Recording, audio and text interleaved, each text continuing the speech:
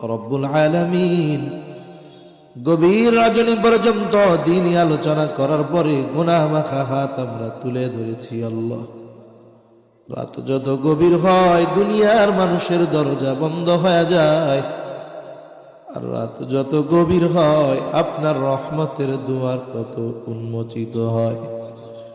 আল্লাহ, আমরা গুনাহগার, আপনি গফফার। আয় আল্লাহ, আমরা গুনাহ করতে ভালোবাসি, আপনি ক্ষমা করতে ভালোবাসেন।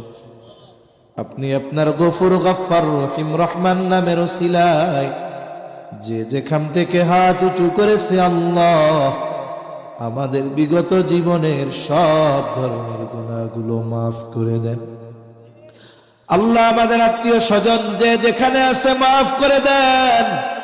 খাস করে যারা দুনিয়া ছেড়ে চলে গেছে মাফ করে কবরগুলো আপনি জান্নাতের টুকরো বানায়া দেন রব্বুল আলামিন। আশেপাশে যত কবরস্থান আছে, যত মুমিন মুমিনাত